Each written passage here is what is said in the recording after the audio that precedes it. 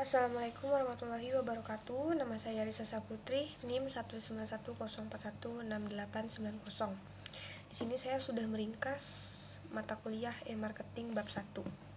Yang pertama, menerapkan digital dalam pemasaran. Digital merupakan cara baru dalam menyampaikan konten atau isi kepada pemakai dan juga dapat digunakan untuk membina hubungan dengan pelanggan atau bagi pemasar. Yang pertama, memahami pemasaran. Dr. Philip Kotler mendefinisikan pemasaran sebagai berikut. Pemasaran adalah fungsi organisasi yang terus-menerus berhubungan dengan konsumen organisasi, membaca kebutuhan mereka, mengembangkan produk yang memenuhi kebutuhan mereka, dan membangun program komunikasi untuk mengekspresikan tujuan organisasi. Yang pertama ada understanding digital marketing. Pemasaran digital membantu menciptakan permintaan konsumen dengan menggunakan kekuatan web yang interaktif yang saling berhubungan. Ini memungkinkan pertukaran mata uang, tetapi lebih dari itu memungkinkan terjadinya pertukaran nilai. Ini disebut dengan istilah ekonomi perhatian atau attention economy. Crowdsourcing adalah contoh kuat cara kerja alat digital yang memungkinkan orang mempunyai cara berpikir tertentu. Dalam istilah sederhananya, crowdsourcing adalah model pemecahan masalah yang mengandalkan komunitas aktif untuk menemukan solusi terhadap masalah tersebut. Untuk memperoleh dan memanfaatkan sumber daya ini dapat dilakukan dengan satu dari 3 cara. Yang pertama ada crowdsourcing, sebuah istilah yang sering digunakan untuk menggambarkan suatu proses dalam mendapatkan pekerjaan ataupun pendanaan dari sekelompok orang dalam jumlah banyak melalui fasilitas online. Perbedaan crowdsourcing dengan peer-to-peer lending. Jika crowdsourcing lebih bersifat sukarela, maka peer-to-peer lending atau yang sekarang dikenal dengan istilah vintage lending mengusung konsep yang sama, tetapi skemanya berbeda karena peer-to-peer lending bersifat pinjaman.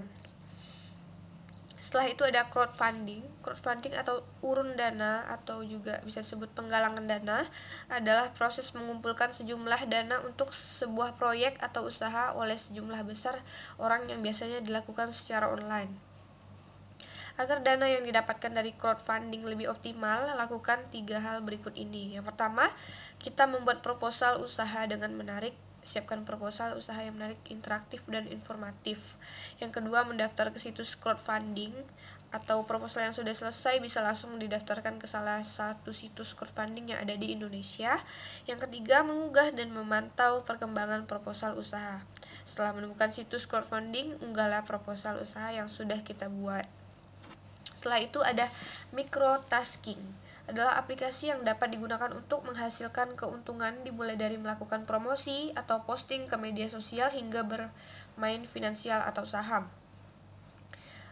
Pemirsa digital, baik lanskap media dan kebiasaan orang di media telah berubah. Ada banyak ceruk komunitas yang sangat spesifik dan terfragmentasi yang dimainkan oleh beberapa saluran media digital.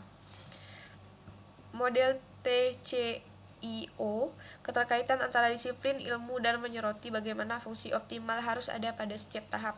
Yaitu yang pertama ada think, adalah titik awal dalam pendekatan yang kami gunakan. Pendekatan ini bertujuan mengembangkan rencana strategis untuk dunia digital. Yang kedua ada create, menghidupkan konsep dengan menjalankan kampanye dan membentuk platform.